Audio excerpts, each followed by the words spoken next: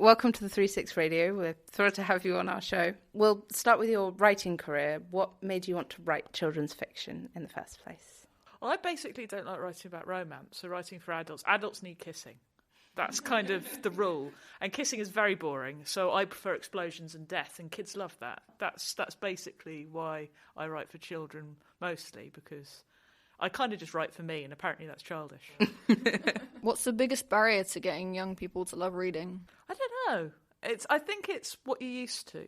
So if you've grown up and you've basically only played computer games, you understand story and you understand a good narrative, because loads of computer games have that. But it's just the way you're consuming that. I think we all like a story, even if it's just gossiping about teachers or whatever. We all love to hear the story. We have a need for a story. So it's really about the format. So if you want to get into something, and it doesn't have to be like books and stuff, you want to get into cinema, watching a film is very different to watching a TV programme, which is very different to reading a book, which is very different to reading a graphic novel. All of it counts, but it's just how you train your brain to think about it. So if you're a bit reluctant and you haven't done it before, it feels a bit weird to pick up a book. And I think, so that's why it's always encouraged to get like really young kids into it, because then they're used to it and it's not a big barrier to overcome. But it shouldn't be a big barrier anyway, and you should just get used to it. And also, it's okay to find some books bad. If you don't like a book, that's about the book, not you. I think, having read a lot of Thomas Hardy, I genuinely believe it is definitely not me there. It's definitely him. And all these other people are wrong. What inspired you to a career focused on history? Because I'm rubbish at making stuff up. In general, I'm lazy. I'm absolutely lazy. So if I'm like having to do what like a fantasy author does, and just like have to work out what people are eating for breakfast and what type of swords they use, and like where they're going to go, which town does this, and that's a lot. Whereas I can just go, I could just Google this. I could pick up a history book and read about it. I could go to a museum and see what they were wearing. I can like literally look at their cookery books and work out what they had for breakfast. And so it's just less work in many ways. That's why. And also, history is way weirder than stuff that people make up. It's way, way worse and more dramatic. And that kind of gives me an excuse to do lots of really nasty things in my books, which I think if I wasn't writing about things that actually happened, my editor might be just like, well, that's a bit too much for children. And I'm just like, yeah, but I'm allowed to say it because it's what happened. So I could talk about policemen beating up women, and I could talk about women beating up policemen, and that's fine. One of your books is titled Blackbeard's Treasure. Yes. What's your favourite fact about real historical pirates? Oh, there's a lot. Okay, so, I mean, Blackbeard himself was a really interesting character because he was so successful. He had a flotilla of boats, and like he had more ships than the British did to try to stop him. So he was completely unstoppable. And it was kind of like the fact was he was so good at his job, at being a pirate, that's what kind of destroyed him. Because basically he became too powerful that the British had to send more and more people over to stop him. And of course then he had to try, and there was no way that he could stop, because the way that piracy works is it's this massive sort of pyramid scheme. You basically promise the people you're sailing with that you're going to be the guy to get them all the treasure. But of course every time you stop a pirate ship, or stop another ship, a pirate ship stops another ship, you basically have this issue of, okay, there's this much treasure on board, but there are also these people. And like, do we get them to join us? And they might want to join us, and then you need to find more treasure. You need to find more and more and more. It's a never-ending process. And you basically bake yourself bigger and bigger and bigger until suddenly it's just too massive, and you're suddenly like in control of all of these criminals who could turn around and slit your throat at any time. So it's the piracy there is really weird, and the reasons why it's there is really interesting. So nobody really understands, not even grown-ups understand why there were pirates in the Caribbean at the time. And the answer to that, my friends... Okay, there's two answers to that. One is cool, and one is really boring. Really boring answer is... And get ready for it. Okay, I can see... You can't see them, listeners, but they're on tenterhooks here. Right, I'm going to say these words, and you are going to... Oh, it's going to be amazing, okay? The Spanish War of Succession. Yay! Exactly. So what happened in the Spanish War of Succession is there's this guy called Charles II of Spain. Right, Spain is the best empire. They've got all the gold from America. They're shipping it over the Atlantic through the Caribbean to pay for their big armies and stuff, and they are really like powerful. Right, it's the turn of the 18th century, really powerful. And he is so inbred, right, that his dad is his own great uncle, okay? His family tree, your family tree will be a nice sort of like funnel going all the way down to you. There's huge branches. His is a diamond shape, okay? Everybody in his family is related to everybody else in his family. And if you know anything about genetics, this means he cannot have any children himself, right? He can't have any children, and he's in charge of his empire. And the one thing, if you know your Tudors, the one thing that you need if you are a king is a son, and he doesn't have one, and he does the worst thing, which he dies. And so suddenly every single kingdom in Europe who are all vaguely related to him is going, oh, I think I know who should be king. I think I know who should be king. People who would benefit them. And so what they do is they have this massive war over it. Now, of course, like Spain wants certain people, France wants certain people, England wants certain people, and England and Spain are warring. And of course, England thinks, I know how to stop Spain. Like, all their gold goes through the Caribbean, and that's used to pay their armies. Why don't we send a load of ships down there and stop the gold going over? And that's what they do. They send a load of ships down, right? And they're not like Navy, Royal Navy or anything like that. They're just merchant ships that who've got some cannon. They go, tell you what, if you go stop these Spanish people, you can keep the gold. And so all of these, like, can you imagine? Like, yeah, that sounds like a great. So they all go down to the Caribbean and they're fighting. And it's brilliant, like all of these, like, privateers. And then this terrible thing happens. It's called peace, right? It's awful. Because then all of these ships are in the Caribbean. They're all really good at fighting, and they can't get any jobs, which is the other reason why there are pirates in the Caribbean. It's this thing that you guys, I'm presuming, I mean, some people don't like it, but a lot of you guys like, a lot of people listening like it. It's this thing called sugar, right? We love sugar. They even more loved it in the 18th century, right? Loads of people buying sugar. They wanted it for everything, right? It's the most amazing thing. And it makes things, there's not just sugar and cakes and sweets and that sort of thing. It's a thing like rum, it's like really important for like, shipping and everything. So the trouble with sugar is it's really difficult to grow.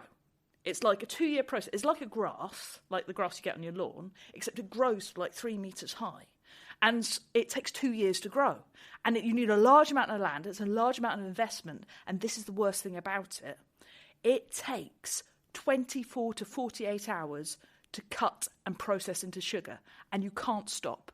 If you stop work at any point, because the moment you cut a sugar cane, the sap that's inside it, the sweet sugar that's inside it, starts to sour. So you've got to get into a vat and boiling up to molasses as fast as possible. And no human can work for 24 hours to 48 hours solid without a break. It's just not possible unless you force them. And that meant that everybody working on the plantations, the majority of people doing the work, were slaves from Africa.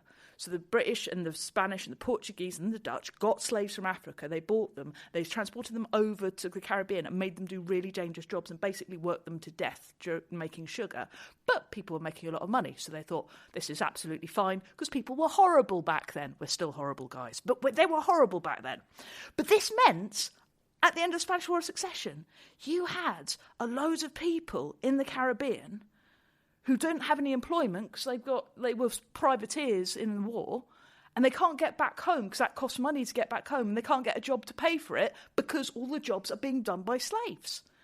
And so you get these guys who are really good at fighting and getting gold off ships and with no other means of employment. So that is kind of why you do it. And what I love about like things that we don't get represented in the films is like, they would stop slave ships. And they're like, 60% of Blackbeard's crew were African, right? All speaking different languages from Africa, all doing these, like, having their own stories, their own tales, and their own adventures as well. Some of them were black merchants as well, but they were all sort of like in this melting pot of basic piracy and evilness. And yet pirates are better than so many people are today because, like, pirates are more democratic than we are. I don't know how old you are. All these people are about 24. That's why I'm seeing, like, how old are you? I'm 17. You're 17. So you can't vote yet, can you? No, but I will be by the end of the month. You will be by the end of the month, so that'll be fine. Can you vote yet? No. Can you vote yet? If you're on a pirate ship, all of you could vote. Even though you're not a man, some of you, right? Even though you might not be white, they are all white here, but never mind. Imagine, but literally, like, if you're on a pirate ship, a child working on that pirate ship has the same vote as a captain as to what they do next. And also the captain only maximum gets paid 4 times more than the crew. On a merchant ship, it's like hundreds of times more. It was way more progressive and brilliant, but they were murderers. A group of our explorers are heading to Malawi this summer. You featured it in your podcast, Your Place in Mine. Do you have any insight you can kind of offer us? Yeah, avoid black mamba snakes. I think that's... Because black mambas are a beautiful snake. They're brilliant and they're wonderful. And they're not black as well. You look at them, they're brown. They're not black at all. The reason they're called black mambas is when they open their mouths really wide, as they do when they're about to bite you, the inside of their mouth is black. And that's why they're called black mambas. And the reason they're so feared is that they are very aggressive. So if you upset them, if they're scared, they attack. And when I say attack, like a lot of snakes will when they bite you, they won't put all of their venom in you because they realise they only want to warn you. Black mambas just always want to kill you. They'll bite you multiple times and envenomate you as much as possible. So I respect them for that. I really like that. The best thing about Malawi, though, are the lakes, because you've got all of these, it's the Rift Valley, it's the end of the Rift Valley, and you've got these lakes, which have kind of been separated from every other body of water. And so all of the creatures in those lakes have evolved. And it's like you get colourful freshwater fish. And I know you're thinking, oh, yeah, but we've got rainbow trout here. No. Better than that. I can't remember what they're called. They're called something like chichis or something like that. But these types of fish, they've got multiple. So it started off as one species, and now there's hundreds of different species of this one type of fish. And they're all beautiful, and some are large, some are small, and they're really unique. And it's absolutely wonderful. And also the mosquitoes. So, yeah. But Malawi is a really interesting place. What's the most excited place you've travelled to? Me personally? Oh, that's hard. I've travelled to... I'd say really it's places that you don't think are going to be interesting at all. Like I went... because I do stand-up comedy as well. I've travelled a lot around Europe, and there's places which I never thought, what is that? It's going to be rubbish. A place called Brno, which is it doesn't have any vowels in it, so it's Brno. And the history that they've got there, the architecture of the building, the people, is absolutely lovely. And also, it sounds like somebody who's very, very drunk refusing things. But no! It's great. So there's lots of places which I find interesting to travel to, and I like to see places. But ultimately, I like to stay home. I'm a boring, nerdy writer. I like people to tell me about places so I don't have to get on a plane. If you could have a conversation with any one historical figure, who would it be and why? Oh, no, that's impossible. Oh, no. Oh, this is the trouble, right? Because you have to consider the person. Because when you actually read about people, you'll find out that a lot of them probably wouldn't want to talk to me because of various reasons. And they probably... I think a much maligned figure, and I don't know if it's malign... I think he was totally evil, but also I think we are misunderstanding his motivations. So let's talk Henry VIII, right? We all think, we're used to seeing the picture of him when he's big, right? And we can sympathise with that. He fell off a horse and he hurt his leg and it ulcerated and it never healed. He had it for a decade, never healing. And that's why he got really, really big, right? But we sort of see him as this guy who just goes through wives because he wants to. Never got divorced, by the way. Adults lie to you. He never got divorced once. Had his marriages annulled every time.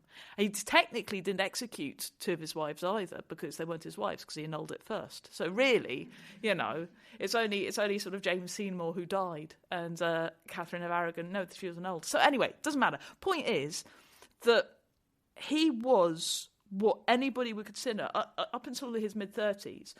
Most in a magazine, most straight women would look at that and go, "Oh yeah. Yeah, athletic, 6'2", very intelligent, really well educated, renowned throughout Europe for being very gentle and interested, didn't kill a lot of people up to that point, also very, we're recording this right now in a church, and he was very religious, very Catholic, very religious, and very sincere in everything that he was doing. And then he had this massive problem in that he couldn't have a son, or he didn't have a son.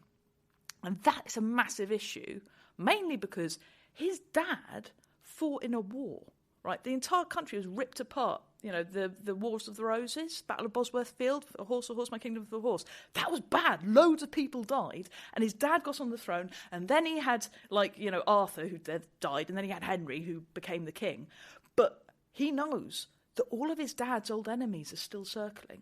They're not all dead. They're all there. And he knows that if he doesn't have a son, all the people who are loyal to him and all the people who are loyal back in the day to their granddads are going to start another war. And so that's why he has to have a son. Yeah, he probably was a bit of a lech and probably liked, young women a bit too much. But there was a very, very reasonable motivation behind that. And I'd like to know what side of Henry VIII is the truth. How much, did he really sort of fear God and thought his lack of son was a punishment for marrying his brother's, ex-wife and stuff? How much of that really played on him and what his feelings really were? I think that'd be really interesting. But Henry VIII is a very, very standard, it's a primary school answer.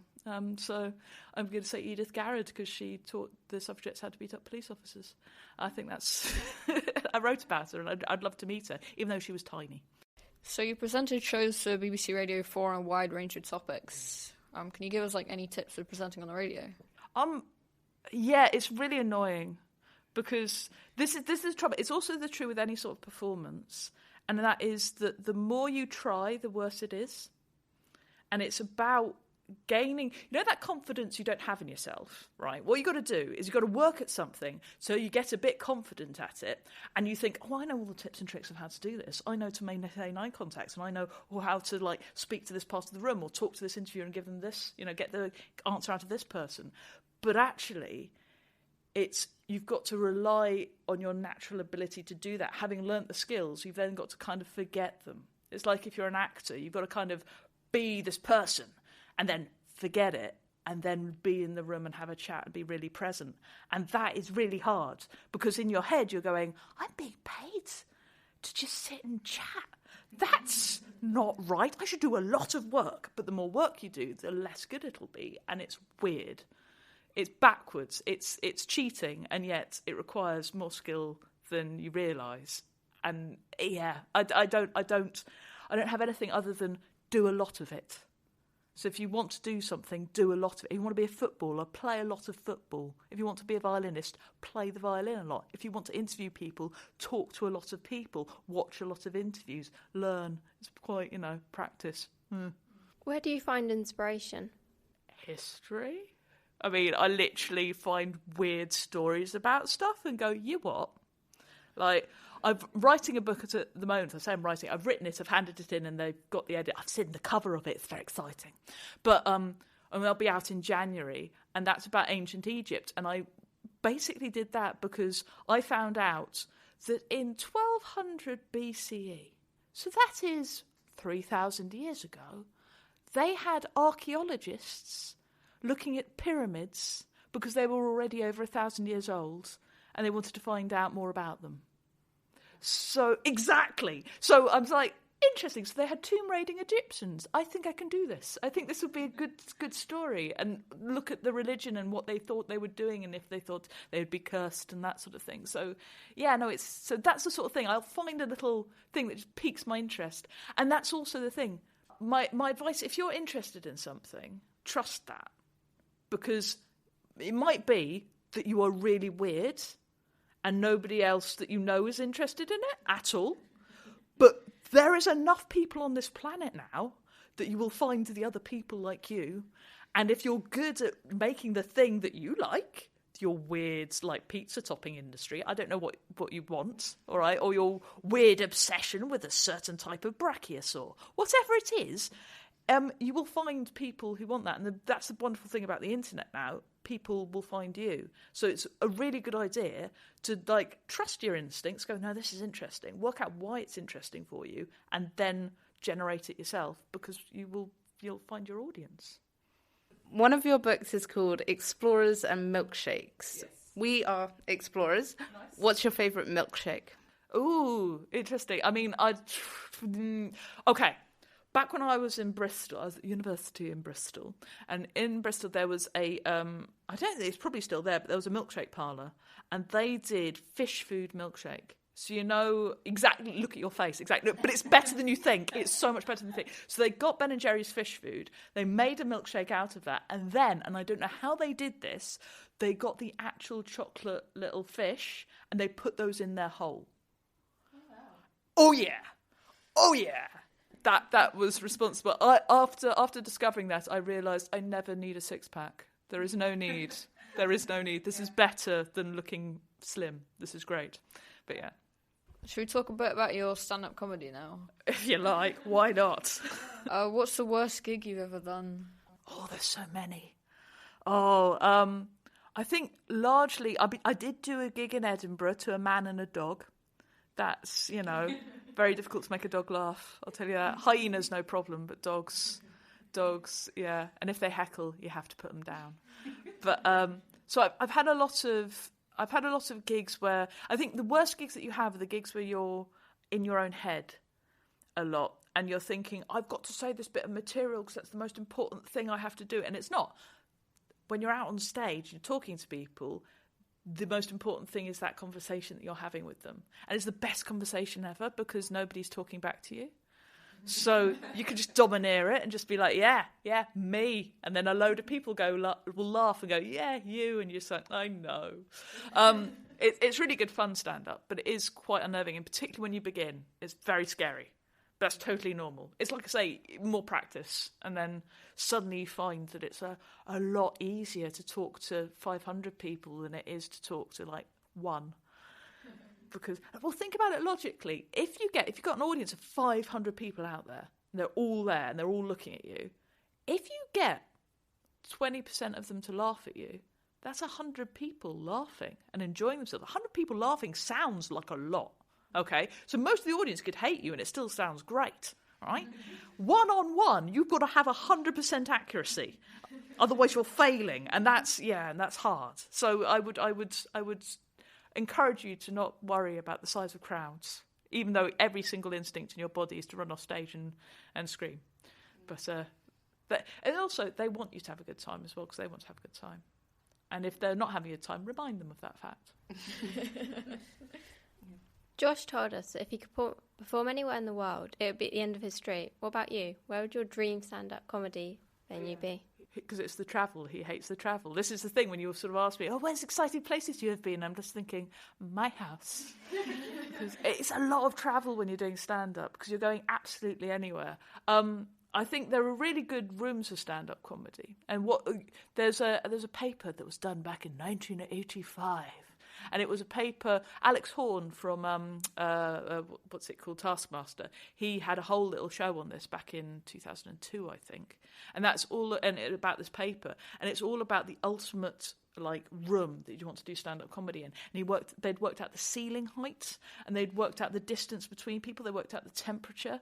And it was called Making Fish Laugh, because they had a thing for people who just refuse to laugh in comedy nights called Fish. So the idea is to reduce the fish. And it's all about the audience feeling like they're not visible. Because the last thing an audience wants to do is to be in a big white light with a big, and with a really high ceiling so anybody around can pinpoint who's laughing.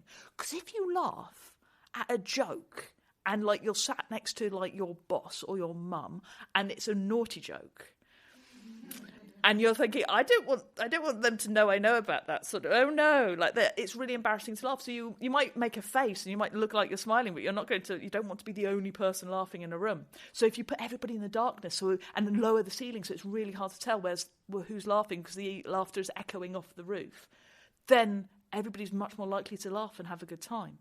They're also slightly more likely to heckle as well. But I don't mind heckles. I think it's fun. Thank you for giving us your time and for supporting First PMP and 3 6 Radio. Best of luck with it. Have fun in Malawi.